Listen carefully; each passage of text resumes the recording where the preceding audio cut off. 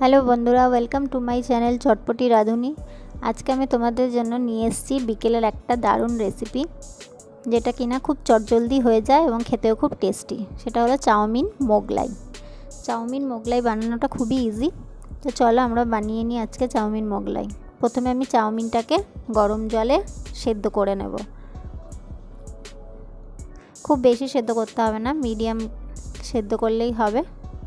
সেদ্ধ করে আমি জলটা ঝরিয়ে নেব।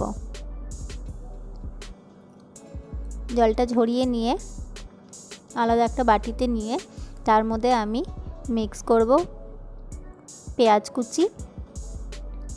পেঁয়াজ কুচিটা একটু বেশি পরিমাণে দিতে হবে। তার সাথে দেব লঙ্কা কুচি, ঝালটা যে যার স্বাদ মতন দেবেন। নুন আমি এখানে 2 চামচ দিয়েছি, আপনারা চাউমিনের আন্দাজ বুঝে নুনটা দেবেন।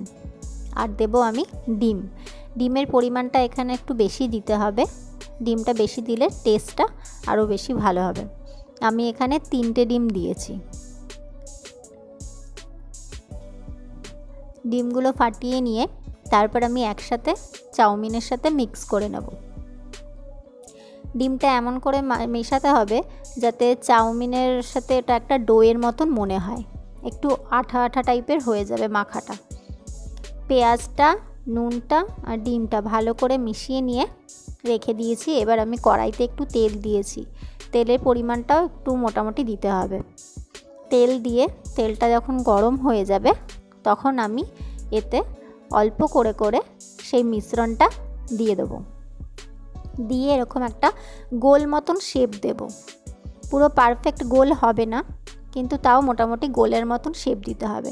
আর এই টাইমে গ্যাসের ফ্লেমটা লো করে দিয়ে ভাজতে হবে, যাতে ভেতরের ডিমটা কাঁচা না থাকে। এবার সাইড দিয়ে দেখতে পাওয়া যাচ্ছে একটু লাল লাল হয়ে গেছে। সেই সময় আমি ধরে এটাকে পুরো উল্টে দেব। দেখুন পুরো মোগলাইয়ের মতন হয়ে গেছে।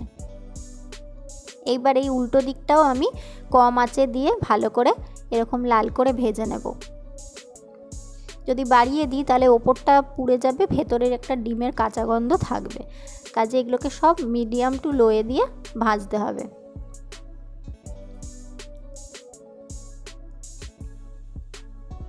ঠিক এইভাবে আমি প্রত্যেক কটা মোগলাই ভেজে নেব।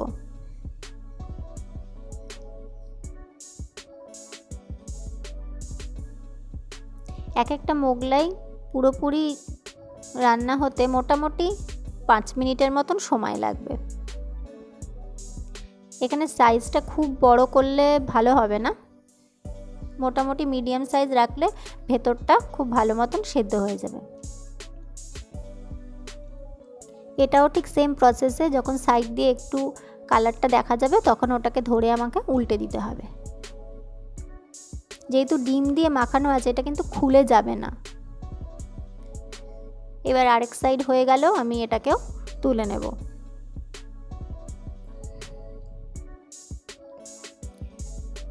এইভাবেই আমি সব মোগলাইগুলো ভেজে নিয়েছি। ব্যাস তৈরি হয়ে গেল চাউমিন মোগলাই। ভীষণই সহজ আর ভীষণই সুস্বাদু। টিফিনের জন্য খুব তাড়াতাড়ি কিছু বানাতে চাইলে এরকম একটা ডিশ বানিয়ে দেখতে পারেন, ভীষণই মুখরোচক। ভিডিওটা যদি ভালো লাগে তাহলে প্লিজ সাবস্ক্রাইব করে একটা লাইক করে দেবেন।